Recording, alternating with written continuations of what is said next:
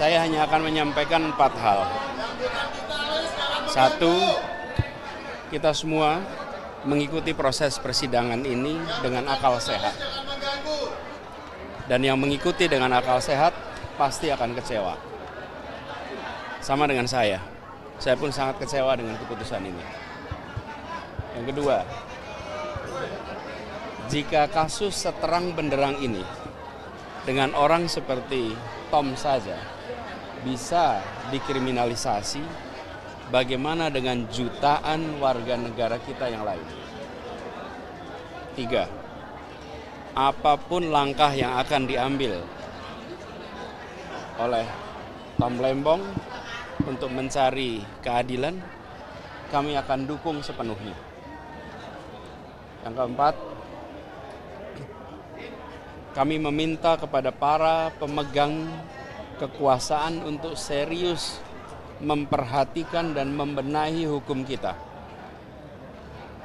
Kalau kepercayaan pada sistem hukum dan peradilan kita runtuh, maka sesungguhnya negeri ini yang runtuh. 4 itu saja. Terima kasih. Ya, baik, terima kasih kawan-kawan sekalian. Jadi tadi sudah disampaikan oleh Pak Tom, ya, nanti disambung oleh Pak Dodi, bahwa yang pertama kali adalah yang mau kami sampaikan, dari tuntutan dan juga dari putusan, tidak ada menyebutkan tentang mens rea, niat jahat. Jadi terbuktilah dalam persidangan ini, Pak Thomas Trikasih Lembong tidak memiliki niat jahat dalam tindakan ini. Ya, itu satu poin. Lalu yang kedua, kaitan dengan uraian perbuatan melawan hukum yang disampaikan oleh hakim tadi, itu hanya mengcopy paste persis dengan tuntutan. Jadi apa yang disampaikan hakim dalam perbuatan melawan hukum tadi tidak sama sekali memperhatikan fakta-fakta dalam persidangan. Karena dalam fakta-fakta persidangan, ahli-ahli yang menjelaskan apa yang dimaksud tentang surplus gula, tentang yang dimaksud dengan tentang kebijakan-kebijakan itu melanggar atau tidak pernah diperhatikan oleh hakim. Dan yang paling penting, banyak sekali saksi-saksi fakta yang perkataan yang berbeda dengan BAP itu pun tidak dipertimbangkan oleh hakim.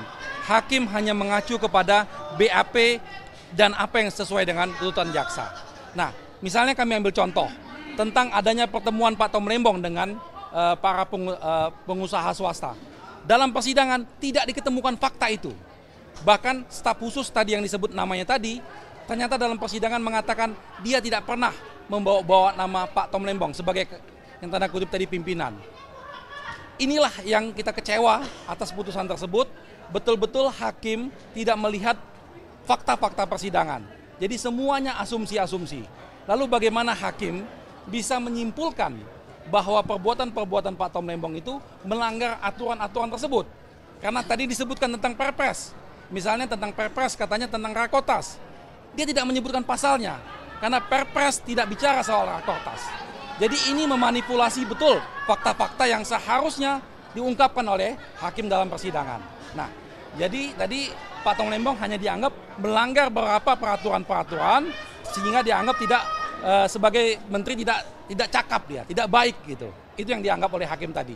Nah, kaitan dengan keuangan udah clear bahwa Pak Lembong tidak menerima apapun dan mens rea tidak ada satupun mens rea. Silakan Pak Dodi. Ya, terima kasih. Jadi apa yang dipertimbangkan di dalam putusan hakim jelas adalah berkaitan dengan proses pengambilan kebijakan dari seorang menteri perdagangan. Jadi proses daripada pengambilan kebijakan itulah yang dinilai oleh majelis hakim, yang mana di dalam penilaian tersebut juga mengabaikan keterangan-keterangan saksi yang sudah secara jelas menjelaskan bagaimana proses pengambilan suatu kebijakan khususnya berkaitan dengan masalah penyediaan gula. Nah, dengan adanya pengabaian daripada fakta-fakta persidangan, maka telah memberikan suatu kesempatan bagi pengadilan berikutnya untuk meninjau dan memperbaiki keputusan ini agar keputusan ini memberikan kepastian hukum.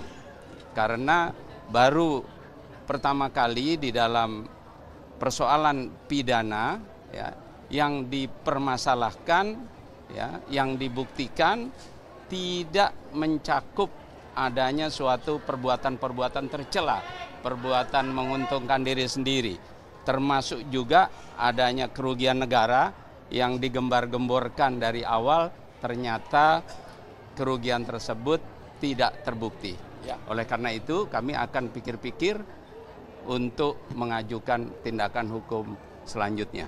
Terima kasih. Sekali. Jadi keputusan ini kalau tidak ditinjau ulang bahaya sekali bagi semua pejabat-pejabat negara, bagi semua menteri-menteri. Ketika 5-10 tahun mendatang mereka mengambil kebijakan-kebijakan saat ini, maka mereka siap-siap akan terkena perkara korupsi.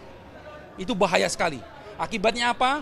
Para pejabat, para menteri tidak akan berani mengambil kebijakan, tidak akan berani mengambil keputusan, lalu negara tidak bisa berjalan. Jadi keputusan ini punya dampak yang luar biasa. Dampak yang luar biasa baik bagi pejabat maupun bagi pihak swasta, pihak pengusaha. Karena tidak ada kepastian hukum. Sekarang persoalannya, kalau seorang swasta mendapatkan keuntungan, apakah itu yang menyebabkan kerugian negara? Itu sah-sah saja, mana ada swasta berusaha untuk tidak mendapatkan keuntungan tentunya. Inilah yang betul-betul menjadi putusan yang berbahaya. Karena tadi kita lihat bahwa hakim, terutama hakim tadi yang membacakan itu dia hakim anggota, Alvis, dia kami yakin dia yang membuat putusan tersebut. Dia betul-betul dalam setiap pertanyaan-pertanyaannya itu selalu arahnya ke sana. Dan tadi keputusannya dia sampaikan tadi oleh dia sendiri. Kita melihat cara berpikir ini yang membahayakan buat bangsa ini. Ya, kami pikir itu. Untuk sikap kami yang selanjutnya kami masih pikir-pikir. Tapi tentunya dalam kondisi ini peluang besar kami akan melakukan banding. Ya, terima kasih. Ada 3 hal yang menarik saya tadi. Yang dianggap kerugian negara adalah kerugian pihak swasta karena bekerja sama dengan BUMN. Coba bayangkan kereta api cepat, apakah Jokowi akan masuk? Karena kerugian negara juga bekerja sama dengan swasta. Tol, bandara, yang lain-lain karena kerugian negara. Goto yang kerjasama dengan Telkom. Karena dia juga mengambil keuntungan Telkom, berarti dianggap kerugian negara. Jadi siap-siaplah menteri-menteri akan nasibnya kalau ini tidak diperbaiki seperti Tom Lembong yang lebih parah. Kebayang nggak Pak Erick Thohir Menteri BUMN? Berapa ribu tahun akan dihukum karena kerjasama kerugian itu. Yang kedua, tadi bukan kewenangan Tom Lembong, tapi ditimpakan ke dia. Contoh, kerjasama BUMN dan swasta itu bukan kewenangan Tom Lembong. Tidak ada kewenangan Menteri Perdagangan mengatur itu sudah korporasi. Kenapa disalahkan ke dia? Nah, yang ketiga, yang paling banyak, ada agenda sidang, ada agenda rapat yang menugaskan Menteri Perdagangan melakukan sesuatu dan tidak melakukan, tidak ada kaitannya perkara ini, tapi disalahkan. Jadi betapa saya benar-benar hampir bingung melihat hukum karena saya bukan ahli hukum, saya insinyur murni. Kok hukum bisa seperti ini? Saya ulangi, 3 hal yang aneh. Kerugian swasta dianggap kerugian negara yang bekerja sama dengan BUMN. Artinya seluruh swasta bekerja sama BUMN dan untung itu dianggap kerugian negara. Yang kedua, adalah bukan kewenangannya Tom Lembong yang mengatur kerjasama dengan swasta. Kenapa Tom Lembong yang disalahkan? Itu kewenangan Menteri Dirut BUMN lah, bukan lagi Menteri BUMN. Itu aksi korporasi. Dan yang ketiga tadi ada keputusan lain yang tidak akan menyerang perkara tapi disalahkan bahwa Anda tidak melaksanakan. Ya. Oke.